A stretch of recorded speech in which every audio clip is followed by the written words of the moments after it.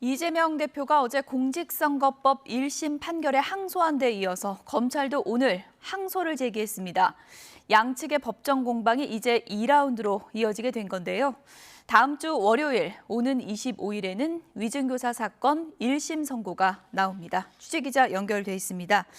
김태원 기자, 검찰의 항소 사유 전해주시죠. 네, 검찰은 오늘 선거법 위반 혐의로 이 대표에게 징역형의 집행유예를 선고한 1심 판결에 불복해 항소를 제기했다고 밝혔습니다. 사실 오인과 법리 오해, 양형 부당을 항소 이유로 들었는데요. 검찰은 이어질 항소심에서 이 대표의 발언이 고 김문기 씨와의 업무상 관계 등 공적, 사적 행위를 부인한 것이라는 점을 입증하겠다고 덧붙였습니다. 또 앞선 결심 공판에서 이 대표에게 징역 2년 실형을 구형했던 만큼 유죄가 선고된 부분에 대한 징역형 집행유예의 양형도 다투겠다는 방침입니다. 앞서 이 대표도 어제 법원에 항소장을 제출했습니다. 구체적인 항소 이유에 대해서는 아직 알려진 바가 없는데요.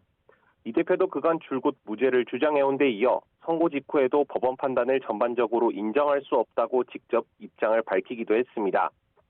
이에 사실오인과 법리 오해 모두 항소 사유로 고려된 것으로 보이는데요. 앞서 이 대표는 대선 후보 시절 김 전 처장을 성남시장 시절 몰랐다거나 국토부 압박으로 백현동 부지 용도를 바꿔줬다는 취지로 허위 발언한 혐의 등으로 기소됐습니다.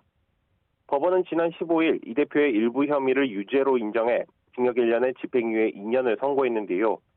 검찰과 이 대표 측이 모두 항소를 제기하면서 서울고등법원에서 다시 한번 치열한 법정 공방이 벌어질 전망입니다.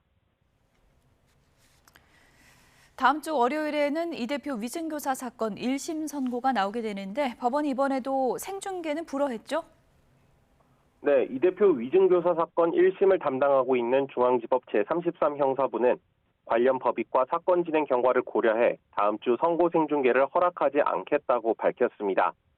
같은 재판부에서 이 대표의 대장동, 백현동 재판 등 여러 중요 사건을 심리하고 있는 점도 고려된 것으로 해석됩니다. 오늘 25일 오후 2시로 예정된 위증교사 사건 1심 선고는 지난 15일 선거법 사건 때와 마찬가지로 서관 312호 중법정에서 이루어지는데요. 변론을 진행해온 소법정보다 큰 100여 석 규모로 방청객 대상 보안 검색도 강화할 예정입니다. 일반인에게 배정된 좌석은 36석으로 많지 않지만 당일 서초동 주변으로는 지난 15일 때처럼 보수와 진보 양측에서 많은 인파가 몰릴 것으로 보입니다. 이에 법원도 보안 요원을 추가로 투입해 혹시 모를 사고에 대비하겠다는 방침입니다. 지금까지 서울중앙지검에서 전해드렸습니다.